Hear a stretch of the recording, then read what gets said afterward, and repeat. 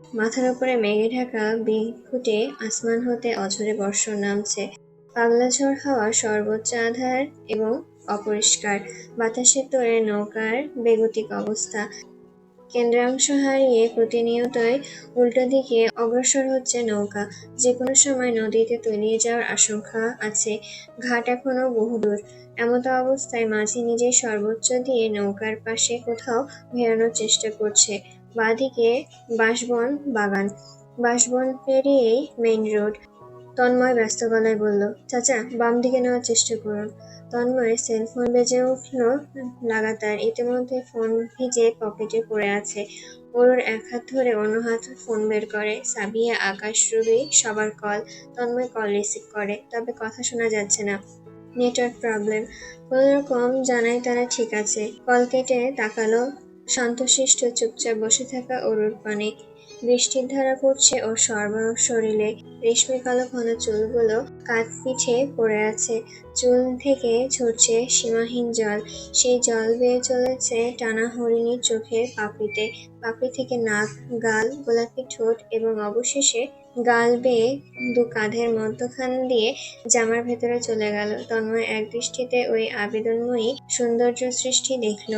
চোখ ফিরিয়ে গলার স্বর নরম করে শোধালো, ভয় লাগছে? ওরও পিকপিক নয়নে অদূরের জঙ্গলটা দেখে নিল, ঢোক গিলল, দু ঠোঁটে ভিজে বৃষ্টির জল নিয়ে বলল, লাগছে না। আবহাওয়া খারাপের দিকে, ঝড়ের মাত্রা বাড়ছে বলে। তন্ময় দেখল নৌকা বাঁশবনের দিকে চলে এসেছে। উঠে দাঁড়ালো অরুর হাত ধরে। পেছন থেকে হাত শক্ত করে ওকে আগে নৌকা থেকে নামালো, তারপর নিজে নামলো। টাকা নৌকা ভাড়া নেওয়ার সময় দিয়ে দিয়েছিল। মাঝিকে বিদায় জানিয়ে অরুকে নিয়ে জঙ্গলের ভেতর ধরে হাঁটা ধরলো। বড় বড় বৃষ্টির ফোঁটা এত গাছপালার ভেদ করে তাদের শরীরের আগের মতন ছুঁতে পারছে না। তবে ঠান্ডা বোধ হয় বেশি পড়ছে। বাতাসের গতিবেগও বেশ। শরীরের পশমগুলো শীতল অনুভূতিতে দাঁড়িয়ে পড়েছে।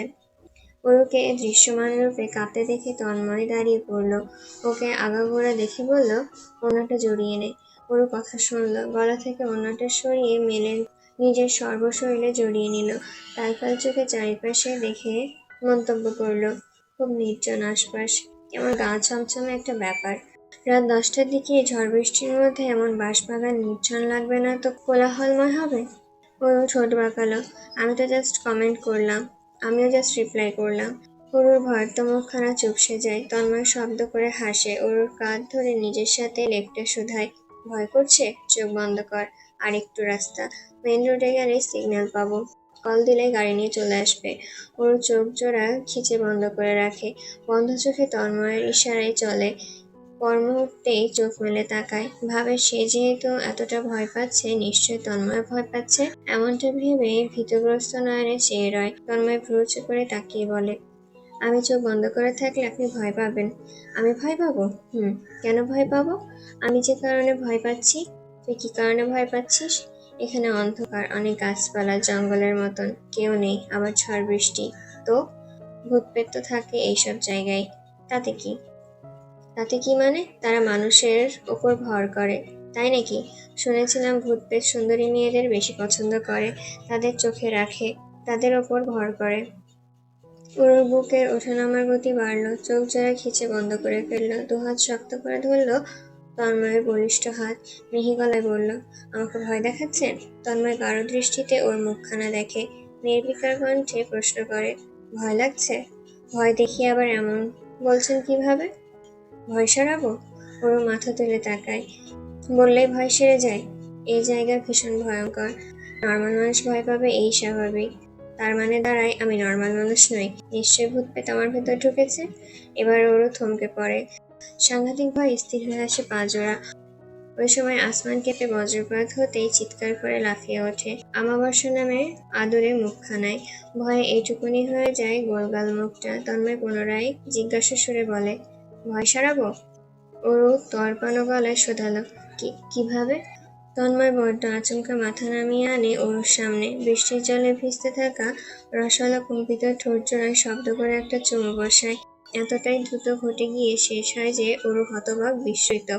ভেতর থেকে রুহ চলে গিয়েছে যেন। মূর্তির মতন অবিশ্বাস্য চোখে চেয়ে লোহার মতন দাঁড়িয়ে তন্ময় নিচু হয়ে এক হাত ওর পিঠে রাখে এবং অন্য হাত গলিয়ে নিচে টান টান ভঙ্গিতে পাজাগুলা করে ফেলে। বড় বড় পায়ে ধাপের সামনে অগ্রসর হয়। আড়ালে আবডালে খেয়াল করে ওর হতভম্ব নজর।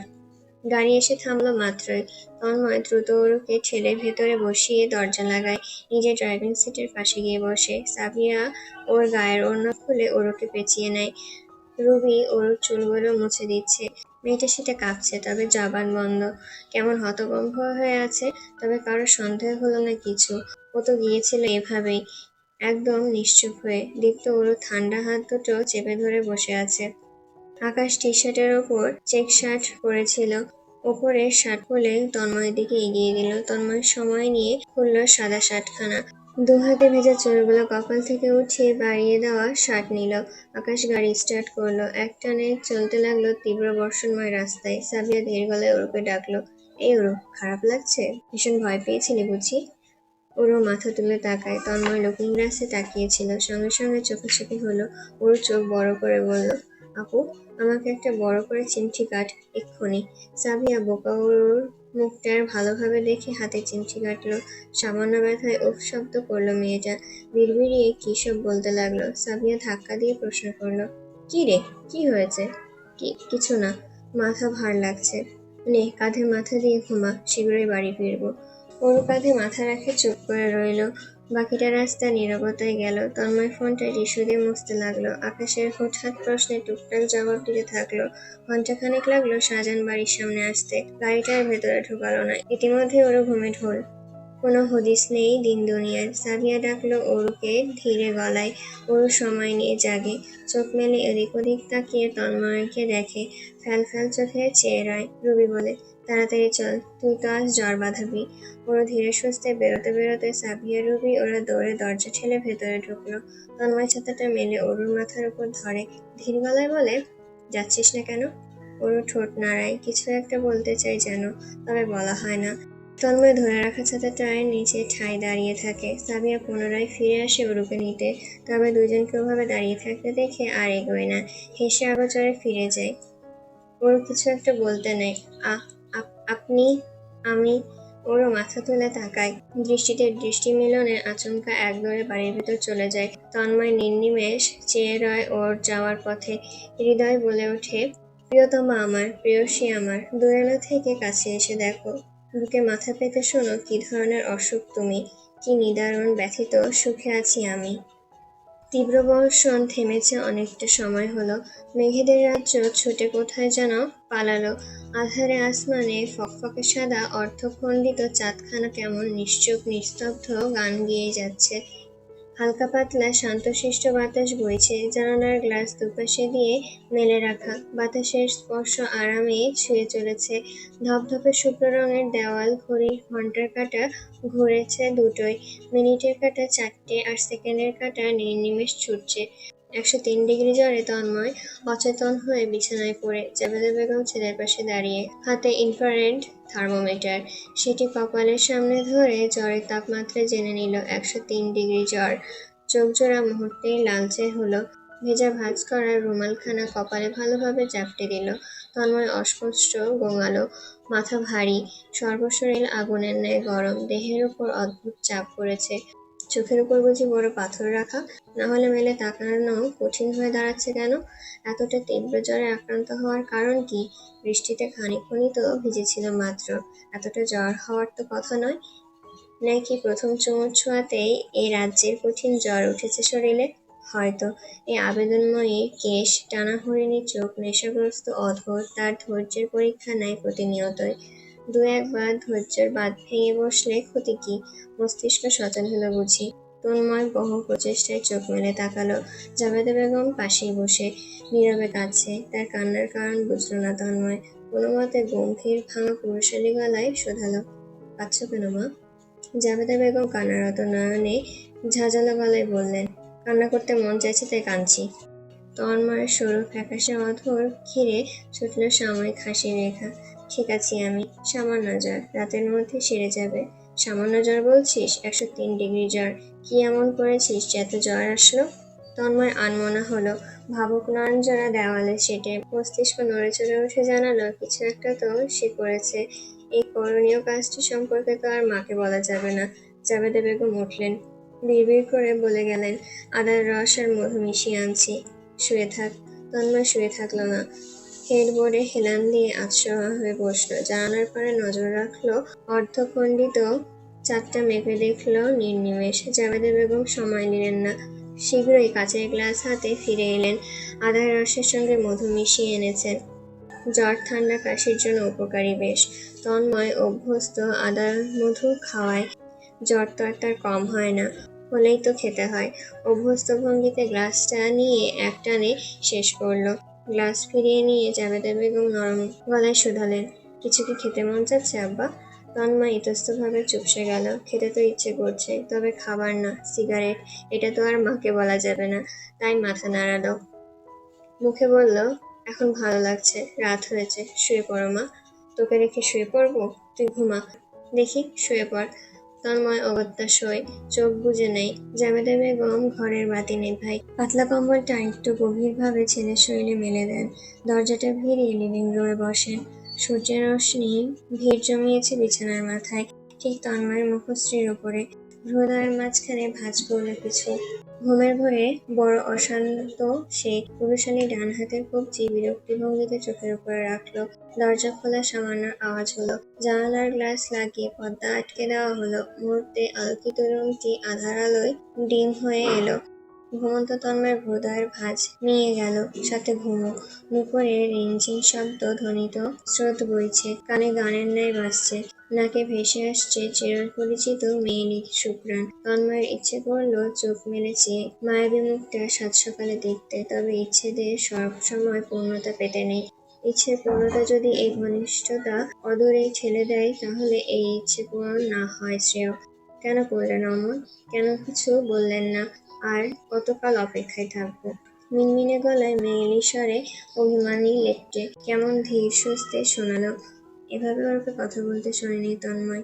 কথাটুকু শুনে মেরুদণ্ড বয়ে হিমশীতল বয়ে গেল যেন। ধরফরিয়ে উঠে ব্যাকুল হৃদয়। অশান্ত অবিন্যস্ত হলো মস্তিষ্ক। এই কণ্ঠের গতি জানান দেয়, তার ওরও আর বাচ্চা মেয়ে নয়, সে বড় হয়েছে, বুঝতে শিখেছে। তন্ময় ভাবল চোখ মেলে চাইবে। ও সময় দরজা ঠেলে সাবিয়া প্রবেশ করে। ওরকে বলে, মা ডাকছে, শুনে আয়। ওরও বেরিয়ে গেল। সাবিয়া ভাইয়ের পাশে বসলো, হাত বাড়িয়ে কপাল ছুঁয়ে মিহি গলায় ডাকলো, ভাই ওঠো, ফ্রেশ হয়ে ব্রেকফাস্ট করে নাও।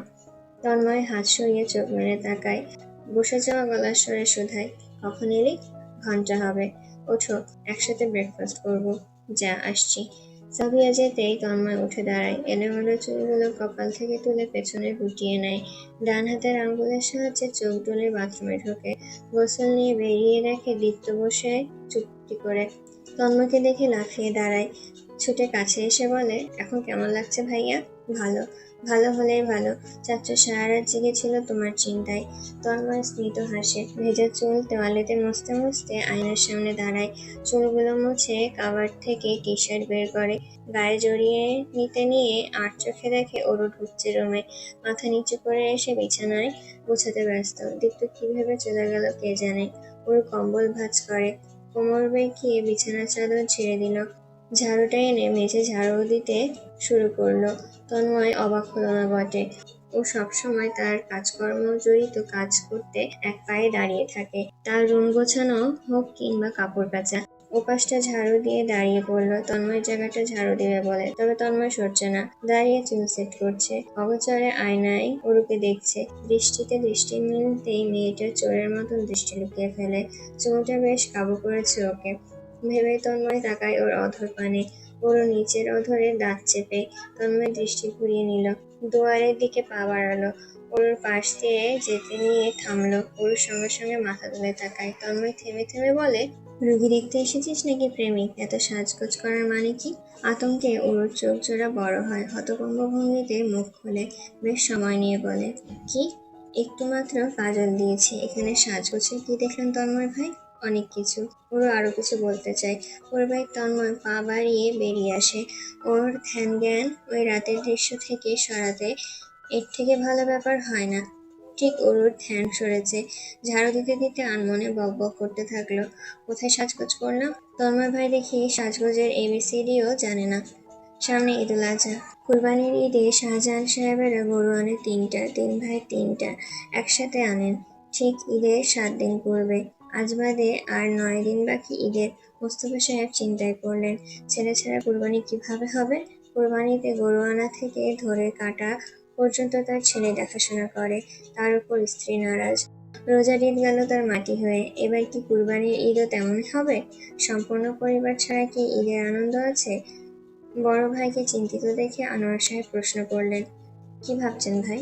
কিছু না ভাই, হাটে যাবো যেই দিন, আগেই তন্ময়কে বলে রাখবো। ও যাবে? কি বললেন ভাই, যাবে না আবার? ও জানে না আপনি কেমন, ও না গেলে যে আপনার ভাত হজম হবে না ঠিক জানে। দেখবেন চলে এসেছে সময় মতো। মোস্তফা সাহেব দীর্ঘ নিঃশ্বাস ফেললেন, সরু চোখে ছোট ভাইকে আগাগোড়া দেখে নিলেন, হনহনিয়ে বেরিয়ে গেলেন। সূর্যাস্ত হলো মাত্রই। অফিস থেকে বেরোনোর ঘন্টাখানেক পূর্বে কল করলো মাহি। ধানমন্ডি লেকের পাড়ে আছে সবগুলো, ওখানে চলে আসতে তাকে। অফিস শেষ করে তন্ময় বন্ধুদের উদ্দেশ্যে বেরোয়, বাইকের গতি মাঝামাঝিতেই। আবহাওয়া আজ শান্ত, বৃষ্টি হওয়ার সম্ভাবনা ক্ষীণ।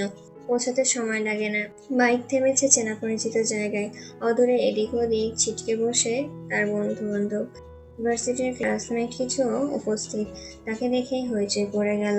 তন্ময় তাদের কাছাকাছি আসতেই মাহিন একটা সিগারেট হাতে ধরিয়ে দিল। পাশে বসে মাহিন বলে উঠল, দোস্ত, রনিতা কি বলে দেখ, সে স্টিল ক্রাশড অন ইউ।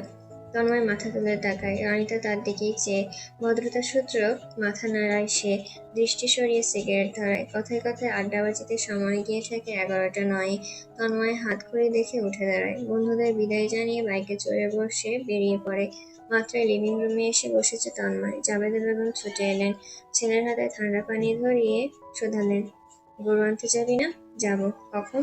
যখন সময় হবে। বাবার মতন টেরা কথা শুরু। মুখ বাঁকিয়ে চলে গেলেন তিনি। তন্ময় সেলফোন তুলে স্ক্রিনে নজর বোলায়, ওর মেসেজ পাঠিয়েছে, ওর সাজগোজ করার একটা ছবি দিয়ে। সুন্দর একটা কাজ করা কামিজ পরে, শুভ্র রঙের, চুল কার্ল করা, স্মোকি ম্যাট মেকআপ করেছে। ছবির নিচে লেখা, এটাকে বলে সাজগোজ। তন্ময়ের হাসি পেল এবং হাসলো। ছবিটা সেভ করে হোম স্ক্রিন সেট করলো, সময় নিয়ে খুঁটিয়ে খুঁটিয়ে দেখলো। মায়াবিনী, এক চাকে দেখতে দেখতে সময় পোড়ায়, দেখার স্বাদ নয়। আঁধারে আসমানে ভাসছে এক গোলক ধাঁধা ধপধপে সাদা চাঁদ। চাঁদের সৌন্দর্য দ্বিগুণ করতে জ্বলে উঠেছে ক্ষুদ্র ক্ষুদ্র নক্ষত্র। তারা অপরূপ চাঁদের জোড়ায় স্থিরভাবে বসে। জানালার পাশে আরামদায়ক চেয়ারে বসে আছে তন্ময়, পরনে কালো সাদা সংমিশ্রণের টি শার্ট। ছোট চুলগুলো এখনো হালকা পাতলা ভেজাটে ভাব রয়েছে। উরুর ওপর অ্যাপেল ল্যাপটপ রেখেছে, দুহাতে আঙ্গুলগুলো ব্যস্ত ভঙ্গিতে কিবোর্ডে চেপে চলেছে। নিস্তব্ধ ঘর জুড়ে কিবোর্ডের ধ্বনি। খোলা জানালা দ্বারা প্রবেশ করছে মৃদু হিম শীতল হাওয়া। কিছু একটা ভেবে তন্ময় মাথাটা ডান পাশে ফেরায়, দৃষ্টি গিয়ে ঠেকে অদূরে অবস্থিত চাঁদের পানে। অল্প সময় ওই আসমানের সৌন্দর্য দেখে তন্ময় তৃপ্তি পেল। প্রেয়সীকে এক নজর দেখার তৃষ্ণা। ল্যাপটপ শব্দ করে বন্ধ করে উঠে দাঁড়ায়। ঘড়ির কাঁটা ঘুরেছে 12টা 20-এ। দু একবার রুম জুড়ে ব্যস্ত চরণে পায়চারি করলো। আচ্ছা, মুশকিলে পড়ে গেল তো। এই চাঁদের দিকে তাকানো উচিত হয়নি। এখন ভেতরটা অদ্ভুত শিহরণে ছটফট করছে, গলা শুকিয়ে মরুভূমি। মাত্র 3 সেকেন্ডের মতন থমকে পড়ল তন্ময়, ভাবল স্থির মস্তিষ্কে। পর মুহূর্তে ওয়ালেট জিন্সের পেছন পকেটে পড়ে সেলফোন হাতে কামড়া ছাড়ল। লিভিং রুমে জাবেদা বেগম কাঁথা সেলাই করছেন, দুনয়নে পাতলা কালো ফ্রেমের পাওয়ার চশমা। তন্ময় মুখ্য দরজার পৌঁছে জুতা জোড়া পড়তে পড়তে অশান্ত কণ্ঠে বলল, তোমাকে না বলেছি কাঁথা সেলাই করবে না? কাঁথা সেলাই করবো না, কাপড় চোপড় ধোবো না, কোমর বাঁকিয়ে মোছামুছি করবো না, তাহলে করবো কি? কিছু করতে হবে না। ছেলের কপালে চামড়া 4-5 ভাঁজে দেখে জাবেদা বেগম আলগোছে কাঁথাটা কোল থেকে সরিয়ে রাখলেন, বোঝালেন আপাতত কাঁথাটা সেলাই করবে না। চোখের সমস্যাজনিত কারণে মাথায় প্রায়শই যন্ত্রণা হয়, এই জন্যই তো ছেলে এইভাবে রাগ করে। চশমা খুলে শোধালেন, তুই কি বেরোচ্ছিস? হ্যাঁ। এই এত রাতে? যাবো আর আসবো। আচ্ছা, চল জলদি ফিরিস। বলিতে বলিতে মানব ছায়া মাত্র নেই। নিস্তব্ধ নির্জন চারপাশ, কুকুরেদের চেঁচামেচির ধ্বনি ভেসে বেড়াচ্ছে থেমে থেমে। শাহজাহান বাড়ির লোহার সদর দরজার তালা মেরে রাখা, সম্পূর্ণ বাড়ির বাতি নেভানো। চওড়া দেওয়াল লেপ্টে অবস্থিত ফুল গাছটা পেছনে নিজেকে আড়ালে রেখে দাঁড়ালো তন্ময়। দোতলার চেনা পরিচিত ওই বারান্দায় নজর রাখলো। রাত নেই দিন নেই, এই মেয়ে বারান্দায় ভাবনার মতন বসে থাকতে পারে। আদৌ আছে কি? তন্ময় আধারে বারান্দায় এক মানব ছায়া লক্ষ্য করলো। রেলিংয়ে কোনোয় রেখে হাতের মুঠোয় মাথা চেপে সুদূর আসমানের চাঁদের পানি চেয়ে নিশ্চয়ই তার কথা ভাবছে। নাহলে এখন চাঁদ দেখা মাত্রই তন্ময়ের শক্তপোক্ত হৃদয়টা ব্যাকুল হয়ে উঠবে কেন? কেন হৃদয়ে আন্দোলন করে চলবে ওকে একবার দেখার ইচ্ছেতে? ঠিক এমন সময় সেলফোনের স্ক্রিন জ্বলে উঠল। মেসেজ আসে টুং শব্দের মাধ্যমে। লক স্ক্রিনে ভেসে ওঠে সেন্ড মেসেজ। আজকে চ্যাটটা সুন্দর। মেসেজটা এতটুকু শব্দের, মাত্রই পাঠিয়েছে অরু। তন্ময় ঠোঁটে দীর্ঘতা প্রসারিত হলো। ম্যাডাম সেলফোন হাতে নিয়েই বসেছেন তাহলে। তন্ময় ঝটপট কল করে। এক রিংয়ে রিসিভ হয় সবসময়ের মতন। অরু চমকিত আবেগিত আপ্লুত কণ্ঠে মেঘের জোয়ারে ভাসছে যেন। হ্যালো, হ্যালো তন্ময় ভাই। ওর এমন হুটহাট চিৎকারে অল্প বয়সে আরকালা হবে তন্ময়। কান একটা কিছুদিনের মধ্যেই কাজ করবে না নিশ্চয়। ফোন কান থেকে কিছুটা দূরে রেখে কণ্ঠে গাম্ভীর্যতা বজায় ভঙ্গিতে বলে, ঘুমাসনি কেন? ঘুম তো ঘুমাচ্ছে, আমি ঘুমকে পাহারা দিচ্ছি। বড্ড কাজের মানুষ। অবশ্যই, তার বলতে আমাকে যে পাবে তার ভাগ্য খুলে যাবে। তন্ময় হাসল। দৃষ্টি উঁচিয়ে দেখল ওই আবছায়া পুরনচণ্ডী রূপের মোহ। একদণ্ড শান্তিতে দাঁড়িয়ে নেই। পুরো বারান্দা জুড়ে তার পদচারণ। দুহাতে কানের ফোন চেপে কি অদ্ভুত মুগ্ধতায় বয়ে বেড়াচ্ছে। ওর এমন মুখশ্রীর আবির্ভাব কেমন? হাসি হাসি নাকি লাজুক? তন্ময় গলার স্বর নামিয়ে শোধালো, ইউ শিওর? ভাগ্য বন্ধ হবে না তো আবার? কে পাবে তার উপর নির্ভর করছে। আমার মনের মানুষ পেলে নিশ্চয়ই ভাগ্য খুলে থামবে না। ভাগ্যে প্রমোশন হবে। ঠোঁটে হাসিটুকু দমিয়ে কণ্ঠে মুগ্ধতা নিয়ে তন্ময় বলল, একটা কাজ করার জন্য কল করেছিলাম। কি কাজ? আমার কাবার্ডে ল্যাপটপ আছে, আর্জেন্ট দরকার। আর্জেন্ট বলতে রাইট নাও। নিয়ে আসতে পারবি? অরুর কণ্ঠে ব্যস্ততা। আপনি আসবেন বাড়ির সামনে এখন? দরকারের জন্য তো আসতেই হয়। আসুন তাহলে, আমি এক্ষুনি নিয়ে নামছি। ওরও এক্ষুনি বলতে এক্ষুনি। 5 মিনিট নেয়নি নিচে নামতে। চাবি দিয়ে সদর দরজা খুলে ঝটপট সামনে এসে দাঁড়ালো। চাঁদের আলোয় মুখটা স্পষ্ট। কপালে বিন্দু বিন্দু ঘাম জমেছে। ঘন ঘন শ্বাস ফেলছে।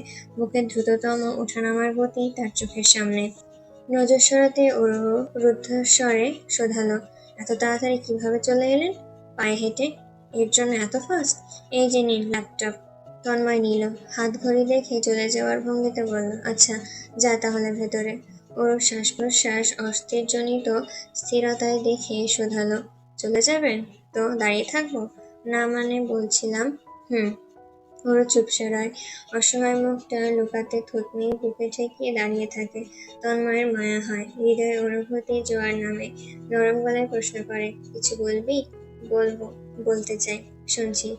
বলছিলাম ওই যে ওই দিন ওইভাবে করলেন যে, ওইটা কেন করলেন?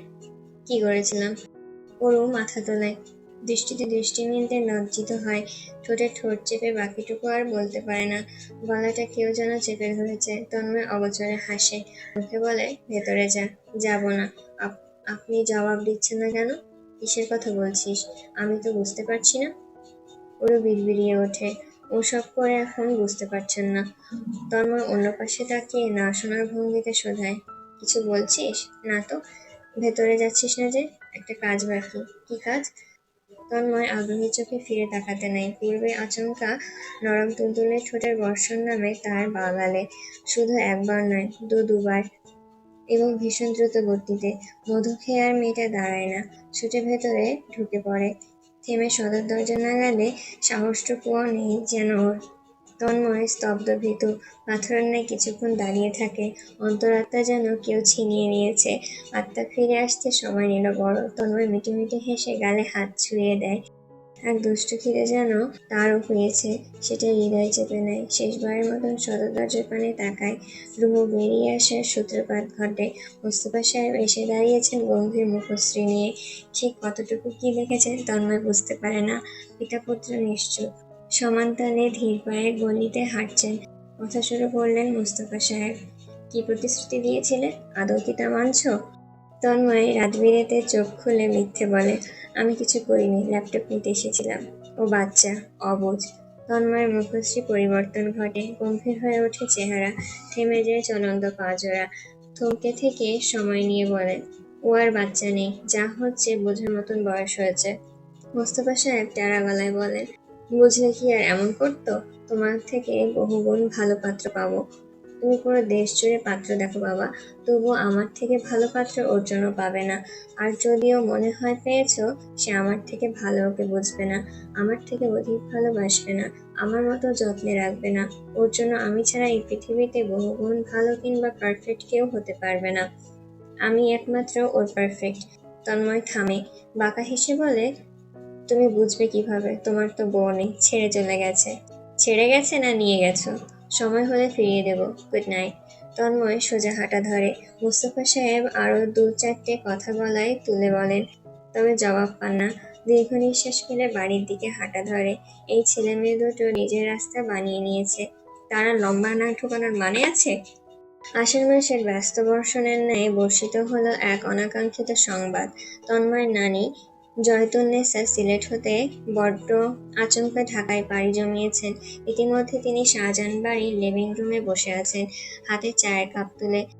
বাড়ির সকলে গর্দনের উপর তরোয়ার চেপে রেখেছেন। ১৯ না বলে ২০ বলে গর্দন কেটে নেবেন নিশ্চয়ই। আনোয়ার সাহেব ভাইপোকে কল করে তার চিরচিন্তিত সত্যগুলো অস্পষ্ট ভঙ্গিতে বলে চলেছেন। সারা বছর এভাবে জয়তুন্নেসা মেয়ে জামাইয়ের ফুল খুঁজে বেড়ান, আর এখন তিনি বিনা ঘোষণায় পদার্পণ ঘটিয়েছেন। যদি কোনোভাবে জানতে পারেন তার একমাত্র আদরের কন্যা এবং নাতি ঘরদুয়ার ছাড়া, তাহলে কি ধরনের মুসিবত দাঁড় করাবেন তা আর বলে বোঝানো সম্ভব নয়। আনোয়ার সাহেব বললেন, ভাইয়াকে বাঁচাতে দ্রুত ফের বাবা, না হলে শাহজাহান বাড়ি আর শাহজাহান বাড়ি থাকবে না, কেয়ামত বাড়ি হয়ে যাবে। তন্ময় চিন্তায় পড়ে। অফিস থেকে বেরোতে বেরোতে বলে, ব্যস্ত রাখো চাচ্চু, আমি এক্ষুনি ফিরছি মাকে নিয়ে। বর্ষণ যেমন বিনা নিমন্ত্রণে হুটহাট নেমে আসে, জয়তুন্নেসা বেগম শাহজাহান বাড়ির পদার্পণের বিষয়টা একই কাতারে পড়ে। নিমন্ত্রণবিহীন তুমুল ঝড় বর্ষণ। তার বয়স এবার ৭০-এর ঘরে। মুখশ্রীতে লেপ্টেছে বৃদ্ধতা। তরুণের ছাপ না থাকলেও জোয়ান রয়েছেন। কালোমণির নয়নযুগল এখন আর পরিষ্কার দেখতে পান না। পাওয়ার চশমার প্রয়োজন পড়ে। আজকাল মস্তিষ্কের ধারণ ক্ষমতা ক্ষীণ, ছোটখাটো বিষয় ভুলে বসেন। তার গলায় মুঠোফোনের থলি ঝুলিয়ে রাখেন। ফোনটা বড় কাজের কিনা, যখন তখন দরকারের। এই যে আপাতত নাকের উপর সাদা কালো ফ্রেমের চশমা ঝুলিয়ে মুঠোফোন থলি হাতে বের করলেন। বাংলায় সেভ করা তার নাতির নাম্বারটি খুঁজেন। খুঁজতে খুঁজতে শোধান, জন্য দূরে কোথাও গেল কি? ও তো বাসাতেই থাকে। ঘন্টা হলো, এখনো ফিরছে না কেন? মোস্তফা কই? ও জানে কিছু? একটা কল দাও। নাতির নাম্বারটি খুঁজে পেলেন, পেতে কল দিলেন জয়তুন বেগম। রিং হচ্ছে, তবে রিসিভ হয়নি। অফিসের কাজে ব্যস্ত ভেবে আর দ্বিতীয়বার কল করলেন না। মুঠোফোন থলিতে রাখেন। সামনের কাছের টেবিলে কেটে টুকরো করে রাখা ফলের প্লেট হাতে তুলে নেন। কাঁটা চামচে ফলের টুকরো তুলে ধীরে সুস্থে মুখে প্রবেশ করেন। মুফতি বেগম বাড়ির সবাইকে ইতিমধ্যে কল করে ফেলেছেন, কেউ বাদ নেই। তারপরও ফের কল করলেন মোস্তফা সাহেবকে। ওপাশে মোস্তফা সাহেব কল রিসিভ করেই জানালেন, আমি আসছি। মোস্তফা সাহেব উপস্থিত হন আধা ঘন্টার মধ্যে। দুয়ারে দাঁড়িয়ে জুতো জোড়া কোনোমতে খুললেন। বাসার চপ্পল জোড়া যে পরবেন এতটুকু সময় নেননি। গাড়ি থেকে নামতে যতটুকু সময় লাগে তার তড়িতে ভেতরে ঢোকেন। তাকে দেখতে পেয়েই যেন প্রাণ ফিরে পেলেন মুফতি বেগম। যান হাতে নিয়ে সোফা ছেড়ে উঠলেন। এক নাগাড়ে কতগুলো শ্বাসপর্বণ ঘটালেন। একের পর এক প্রশ্নের সম্মুখীনে পড়ে তিনি ভয়ে কাঁপছেন। আমরা বলে যদি জাম বলেন ভুলবশত, তাহলে তো মুসিবত। একপাশে চুপচাপ দাঁড়ালেন। মোস্তফা সাহেব ঘন ঘন শ্বাস নিয়ে বুকের ওঠানামার গতি ধাতস্থ করলেন। সালাম দিলেন। শাশুড়ি মায়ের পাশে বসে নরম কণ্ঠে প্রশ্ন করলেন, কেমন আছো মা? শরীর ভালো? কেমন দেখছো বাবা? যেমন দেখছো তেমনই আছি। তুমি কেমন আছো? আলহামদুলিল্লাহ। আমাকে একটা কল করতে, আমি গিয়ে নিয়ে আসতাম। হঠাৎ মনটা আনচান করতেছিল। মায়াডারে দেখি না কতদিন হইল। ভাবতে ভাবতে চলে আসলাম। তুমি যাবা আবার আসবা, ঝামেলা না? কিসের ঝামেলা মা? কিছু ঘন্টার ব্যাপার মাত্র। তা আমার নাতি আসছে না তোমার সাথে? ও কই? মোস্তফা সাহেব নিশ্চুপ রইলেন। কপালে এখনো বিন্দু বিন্দু ঘামের উপস্থিতি। সবটা সত্য বলে দেবেন তিনি? মিথ্যা বলার তো প্রয়োজন নেই। পরে তো এভাবেই জানবেন। এর থেকে ভালো এক্ষুনি বলে দেওয়া।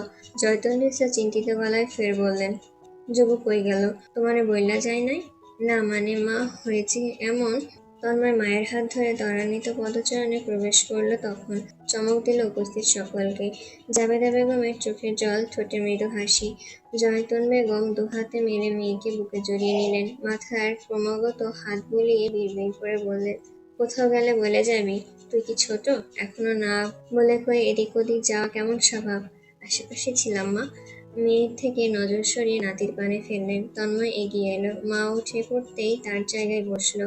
স্বভাবসুলভ নারীর কোলে মাথা পেতে শুয়ে পড়ল সোফার টান টান হয়ে। চুলে আঙ্গুল বুলিয়ে জয়তুন্নেসা বললেন, এত শুকনো লাগছে কেন? ঠিকমতো কি খাওয়া দাওয়া করিস না? কোন জন্মে আমাকে তোমার স্বাস্থ্যবান মনে হয়েছে বলো তো? স্বাস্থ্য থাকলে না বলবো? তন্ময় গম্ভীর স্বরে শব্দ করে হাসলো। কোলে শুয়ে চোখ জোড়া বুজে নিল। অদ্ভুত শান্তি হৃদয়ে গ্রাস করে নিচ্ছে। নিজের বাড়ির গ্রান বুঝি আলাদা? এই গ্রানের স্বাদ আর কোথাও নেই, আপন বাড়িটা ছাড়া।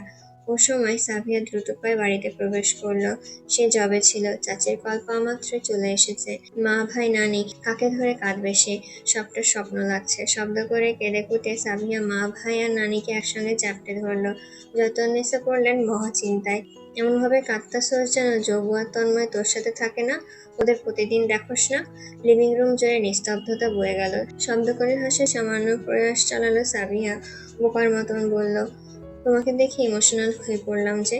তাই বল, মুখটা এতটুকুন হইয়া আছে। কোথায় ছিলি? ভার্সিটি বুঝি? হ্যাঁ, হ্যাঁ ঠিক ধরেছ। তন্ময় উঠে দাঁড়ালো সোফা ছেড়ে। মায়ের উদ্দেশ্যে বলল, নানিকে রুমে নিয়ে যাও, টায়ার্ড হয়ে আছে, বিশ্রাম প্রয়োজন।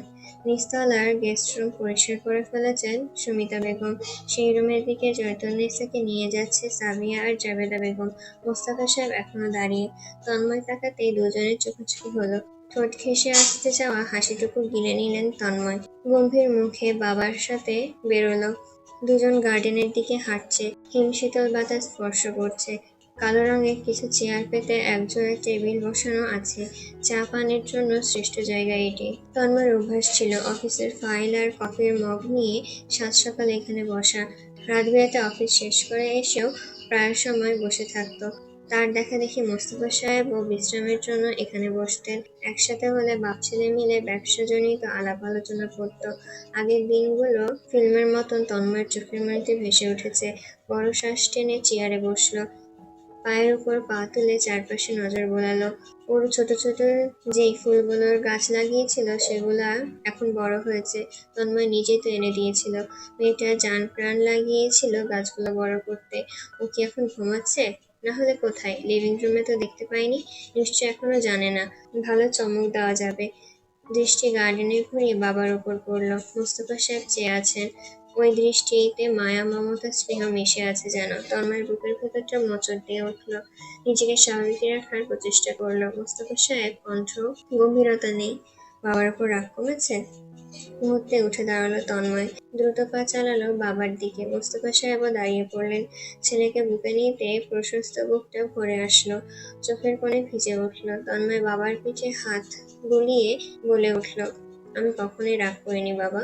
অভিমান তো করেছিলি, কষ্ট তো পেয়েছিস। আমি তোমার উপর কখনোই অভিমান করতে পারিনি, পারবো না। কষ্টও পাইনি। পেতে দিলে কোথায়? কষ্ট হবে ভেবে আগ বাড়িয়ে লুকিয়ে নিজেই তো সবকিছু গুছিয়ে দিলে। নাহলে কি প্রথম ইন্টারভিউতে ম্যানেজমেন্টের জব পাই, তাও হাই স্যালারিতে? আমার বন্ধু বান্ধবদের কল করে বলেছো বলেই তো তারা একটা ফ্ল্যাটের প্রয়োজনীয় সব জিনিসপত্র উঠিয়ে দিয়ে গেছে। ওদের বলার প্রয়োজন ছিল না। ছেলেগুলো আগেই কেনাকাটা করে নিয়েছিল সবকিছু। ভাগ্য করে আমার ফ্রেন্ড পেয়েছিস। তন্ময় বাবাকে ছেড়ে দৃষ্টিতে দৃষ্টি রেখে বলল, আমি আমার জীবনের সব ভাগ্য করে পেয়েছি বাবা। কতটুকু বলে থামে সে। নিঃশ্বাস নিয়ে পুনরায় নিজের চেয়ারে গিয়ে বসে পড়ল। পুনরায় গাম্ভীর্যতা মিশ্রিত লেপটে বলল, তোমার বউ এনে দিয়েছি। তাকে মানানোর দায়িত্ব তোমার একার। নানি যেতেই মা যদি এসে আমায় বলে চলে যাব, আমি কিন্তু নিয়ে যাব। মোস্তফা সাহেবের বুকে তখনও ছিল এক সমুদ্র অনুভূতি, যেগুলো ছেলের কথিত বাক্য গিলে নিতে বাধ্য হলেন। চোখ রাঙালেন।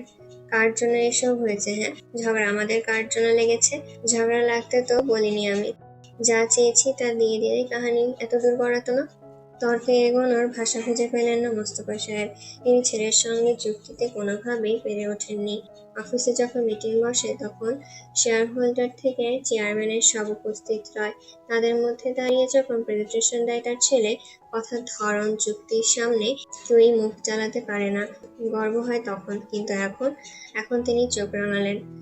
সূর্যাস্তের সময় হয়েছে। হলদেটে আসমানে বুকে সূর্য অখণ্ডিত রূপে নিয়েছে বসেছে। সন্ধ্যা লুকিয়ে রাত নামবে বলে। ঘড়ির কাঁটায় ঘুরছে 6টায়। তন্ময় সকলের থেকে ছাড়া পেল মাত্রই। দোতলায় চলে আসলো তক্ষুনি। নিজের রুমের পাশের ঘরটার দরজা ভেজানো। সুমিতা বেগমের থেকে শুনেছে ওরও ঘুমাচ্ছে। বিকেলবেলা ঘুমিয়েছে, এখন অব্দি ওঠেনি। তন্ময় নিজের রুমে প্রবেশ করলো। পরিপাটি পরিষ্কার পরিচ্ছন্ন করে রাখা। সে যেমন রেখে গিয়েছিল তেমনই। পেন হোল্ডারটিও টেবিলের কর্নারে আছে আগের মতোই। এগিয়ে জানালা খুলে দিল, পর্দা সরিয়ে দিল, হিমশীতল বাতাস প্রবেশ করলো। অঙ্গ প্রত্যঙ্গে জড়ানো শার্ট খুলে বাথরুমে ছুটল। একটা গোসল নিয়ে বেরোলো। চুল মুছতে গিয়ে খেয়াল করলো দরজায় হালকা শব্দহীন ভঙ্গিতে খুলছে। একটা মাথা চট করে ঢুকলো। মাথাটার মালিক দৃষ্টি উঠিয়ে তাকাতেই তন্ময়ের সঙ্গে দৃষ্টি আদান প্রদান হলো। অমনি মাথাটার তড়িতে চলে গেল। তন্ময় নিঃশব্দে হাসল। তোয়ালের চেয়ারে ছুঁড়ে দরজার দিকে এগোলো। দরজা খুলে দিতেই ওরকে দেখা গেল, কফির মগ হাতে দাঁড়িয়ে। মুখ জুড়ে লেপ্টে মাত্রই ঘুম থেকে উঠেছে। তন্ময় হাত বাড়িয়ে ওর ফোলা গাল টেনে দিল। কফির মগটা নিজের হাতে নিয়ে শোধালো, লুকোচুরি করছিস কেন? ওরও হাসে। দেখছিলাম। কখন এসেছে? হুম, ঘন্টা। আমাকে ডাকলেন না যে? কেন ডাকবো? ওর চোখ জোড়া ছোট হলো। নিয়ে যাওয়া গলায় বলল, আমি তো অপেক্ষায় ছিলাম এই দিনের। তন্ময় শুনেও শুনল না। কফিতে চুমুক বসিয়ে ভেতরে চলে গেল। ওর সাথে কথাবার্তা না বাড়ানোই শ্রেয়। কথা বাড়ানো আর তার ধৈর্যের পরীক্ষা নেওয়া একই বিষয়ে দাঁড়াচ্ছে। এভাবেও সেদিনকার চুমুটা তার মস্তিষ্কে দখল করে আছে। নয়ন যুগলে ফিল্মের ন্যায় ভেসে ওঠে। ভেতরে শয়তান গর্জন করে বলে, তন্ময় তুই চুমুটা খা, তোরই দৌড়ু। ছুঁয়ে দিলে কি হবে? নিজের মানুষকে ছোঁয়া চুমু খাওয়া তোর একান্ত কর্তব্য। তন্ময় ভাবে ধৈর্যের পরীক্ষা তার অরু নেয় নাকি হৃদয়, মস্তিষ্ক। তিনটে সমানভাবে অপরাধী। ওর পিছু পিছু ভেতরে এলো। মুখশ্রী জুড়ে আনন্দ, উচ্ছ্বাস, গলার স্বরে একরাশ আশা। আজ থেকে আমি পড়তে আসি তাহলে, দীপ্তও আসবে। তন্ময় বলতে ইচ্ছে করলো, তুই পড়বি নাকি ভাবলার মতন আমাকে দেখবি? আর আমি তোকে পড়াবো নাকি তোকে দেখবো, কোনটা? বাক্যগুলো গিলে নিয়ে মাথা দোলায়। অমনি ওরও ছুটে বেরিয়ে যায়। তন্ময় ফাইলগুলো দেখতে বসলো। এসব মোস্তফা সাহেব দিয়ে গেছেন। কাল থেকে নিজের অফিসে যাওয়ার আদেশ আছে। আদেশ না করলেও তন্ময় নিজেই অফিসে যেত। দীপ্ত ব্যাগ নিয়ে ঢুকলো। কোঁকড়ানো চুলগুলো ঝুঁটি বাঁধা। তন্ময়কে জাপটে ধরলো ছুটে গিয়ে। ফাইল টেবিলে রেখে তন্ময় ওকে কোলে তুলল। আমার চ্যাম্পের পড়াশোনার কি অবস্থা? First class. তুমি তো জানো আমি best. I am proud of you. ওরও কিছু বইপত্র বুকে জড়িয়ে ঢুকলো। আর আমি? তন্ময় দীপ্তকে কোল হতে নামালো। আবারও ফাইল হাতে নেয়। তুই কি? দীপ্ত হেসে উঠল। ওরও অপু বসো। ওরও দীপ্তর পাশে বসলো। বইপত্র সামনে রেখে আর চোখে তাকালো। এবং এর চাওয়াই কেবলই শুরু। ওর এতবার তাকানোর কারণে তন্ময় ভালোভাবে নিজেই ওর আদরের মুখটা দেখতে পাবে না।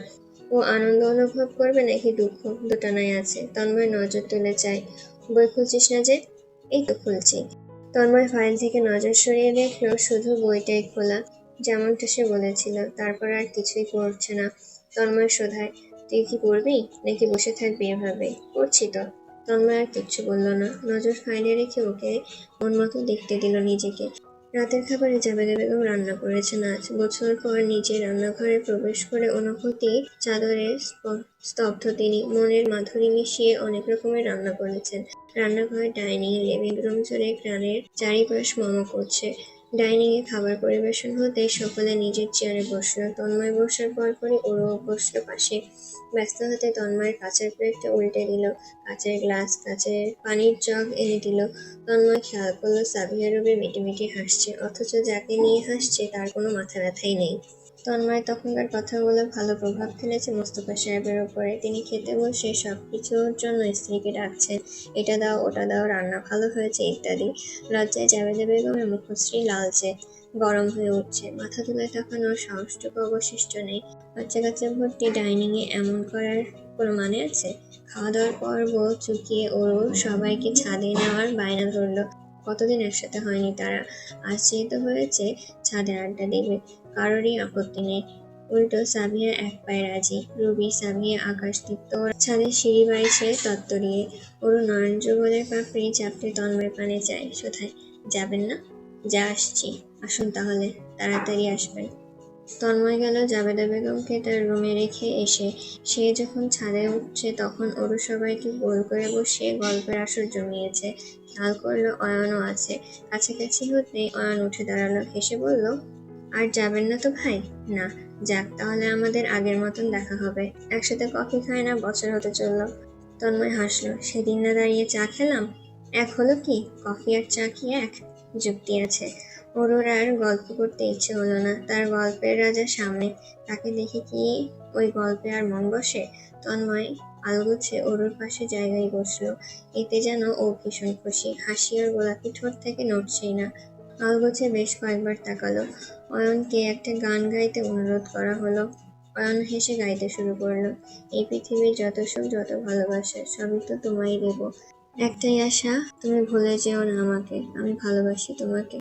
তন্ময় গানটার পছন্দ হলো, মন দিয়ে শুনছিল। খেয়াল করে শুনলো পাশে ওরও ধীর গলায় গাইছে। ওর গানের গলা সুন্দর, চিকন মেয়েলি স্বর। যখন বলে আমি ভালোবাসি তোমাকে, তন্ময় হৃদয় ব্যাকুল হয়। সেটাই ভালোবাসার আন্দোলন চলে।